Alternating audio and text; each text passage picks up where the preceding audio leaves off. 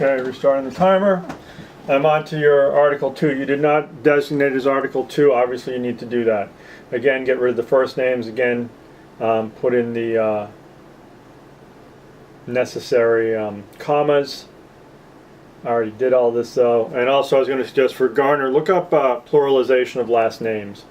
It's a good thing to get a handle on. A lot of people miss that stuff, don't do well with it. So, you say they reanalyze data. I say uses a reconstructed linear growth model. Tells the reader more about it more quickly to reanalyze data from a 2001 study. Again, no need for first names. And we've got to make sure we're being consistent with broken windows being capitalized.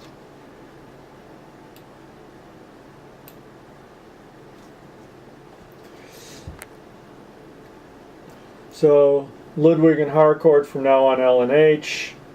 Also examine, you say they reanalyze. Now you've got two sentences in a row that say Ludwig and Harcourt reanalyze data. That's not good. You want to change things around a little bit. So they examine results, I say, for United States government program named Moving Opportunity. That was the second thing they did in the study, really relocated 4,600 families from crime-ridden communities in 5 cities. You list the cities, that's fine. If it was more than 5, I probably wouldn't bother listing them. I'd just say major cities or major city would be fine. To less disorderly, more stable and affluent neighborhoods, and examine the effects communities have on criminal behavior. You need a site for that. Even just the fact that it says 4,600 families is a tip-off. You need a site. Numbers need sites. I was intrigued to read this. I never heard of this study before, so it's cool that you found an article with this in it. It's the kind of study we probably would all like to conduct, but it's a tough one. Tough one to get funding for, but they pull it off, so good for them. Anyway.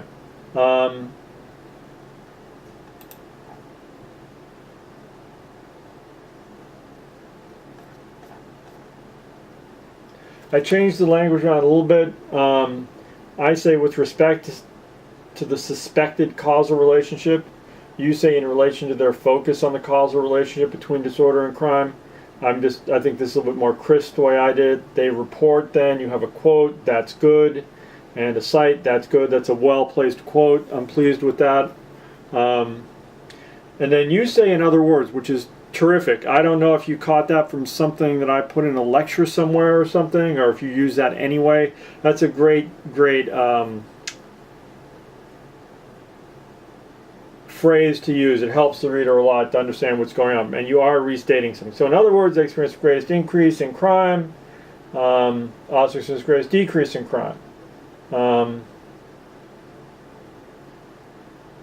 L&H attributed to Newton's law of crime, which is pretty cool. Another site, good. And I think I left a lot of that just the way you put it in, which is good. So the less editing I'm doing, the more, the more good the writing you're giving me is, and so that's good all around. You say perhaps most significant. I say instead, L&H's conclusion that disorder and crime don't have causal relationship because disorder is just the name for minor forms of crime. So we're arguing about semantics, really, it sounds like. Furthermore, L&H surmised from their data, that's me just tracking you, moving people disorderly doesn't reduce their criminal behavior.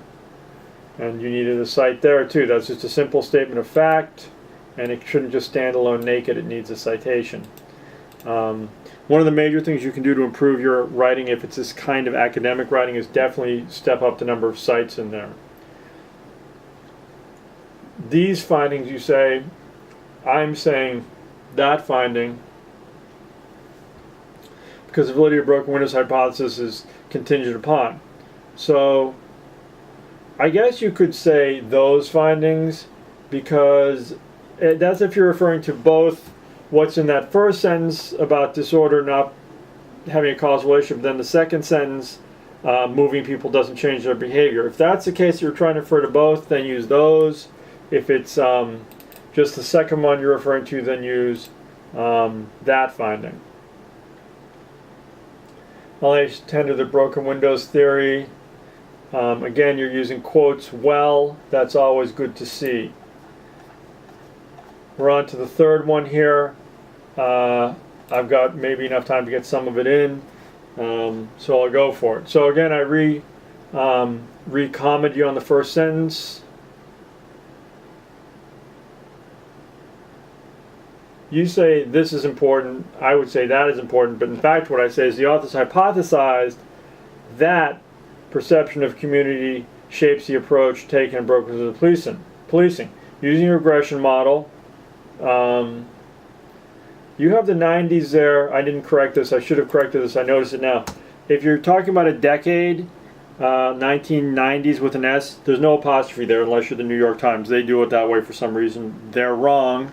Check Garner on that. You would use an apostrophe. You're talking about something like that 70s spirit, right? That 1970s spirit would get an apostrophe. Otherwise, no apostrophe there.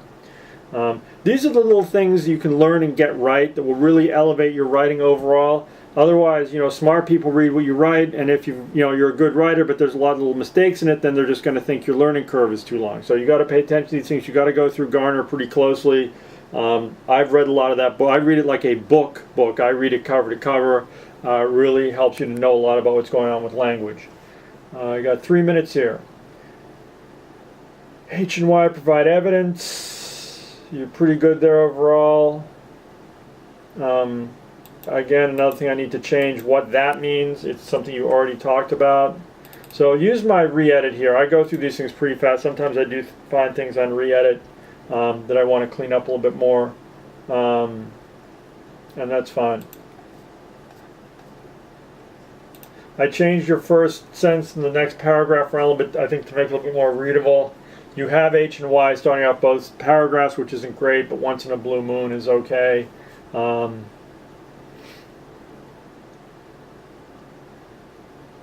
Oh, I'm sorry, you have it twice. I don't. I change it to not have the...